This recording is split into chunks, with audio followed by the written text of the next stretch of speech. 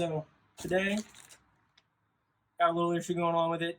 Need to fix the sway bar in the back. Finally got the Whiteline anti-roll kit, as they call it, which is just sway bar end links with little double adjustables. So we'll go ahead and get the tire off and start working on getting the old sway bar end links out. We can put these nice new gold ones in.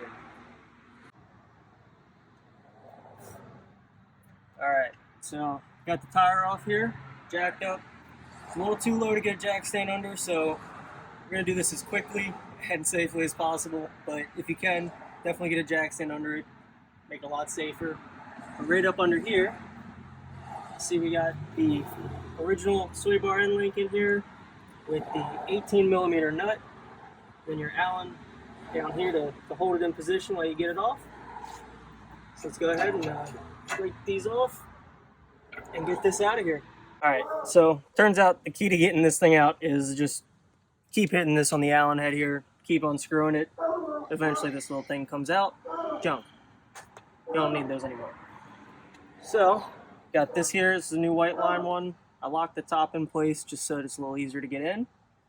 And right in here, with the iBox kit, you got 3 settings. You have your firmest setting back here, which is what they call C, your stock or mid setting, and then the softest setting if you like that ride comfort and it's real bumpy where you are.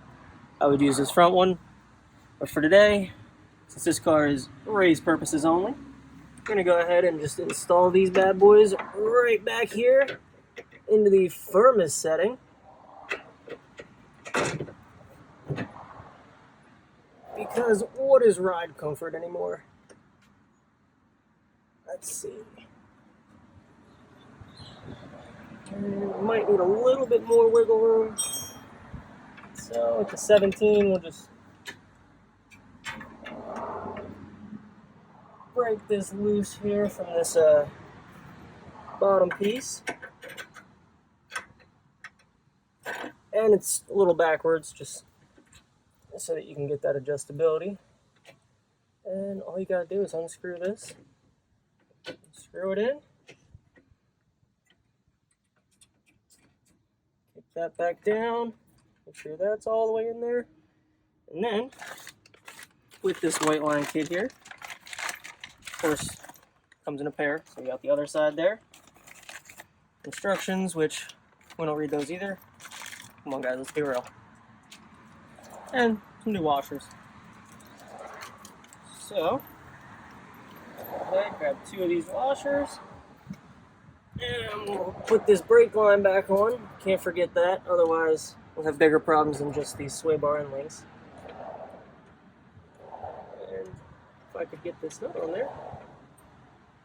There we go. There's one. Put this on there. And number 2. So now, grab an 18mm,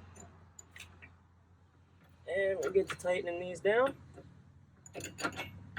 Once we're tightened down, we will lock down the sway bar end link into its final length, and we will be good to go.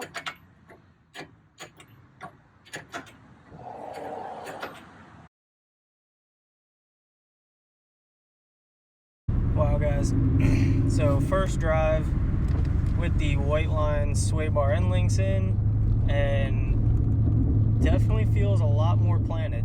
Sorry, trying to drive and video at the same time. Lost one of my GoPros, but definitely feels a lot stiffer around the corners. Like it hooks much better. But we'll see how it goes once everything's settled in, and then we'll see kind of what it's like after about 1,000 miles.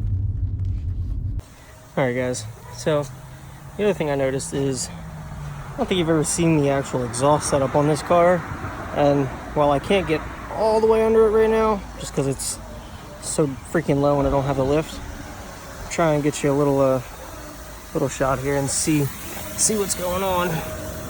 So come down. And so in here we got, there's the focus. There's the BBK long tubes that come down there and there to that 3-inch collector. And then, actually, my buddy and I fabbed up this custom 3-inch mid pipe just so that there was no bottlenecks, no restrictions.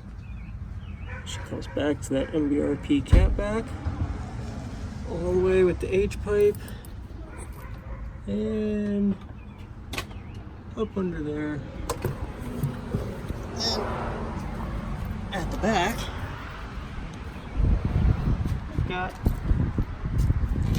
the Race Series quad tip with the little resonating chamber on the axle backs, which you can always get the axle backs separately, but I wanted the full cap back setup, which she's a little dirty in there. Definitely tints that rear reflector pretty well with all the smoke and crap that comes out of there.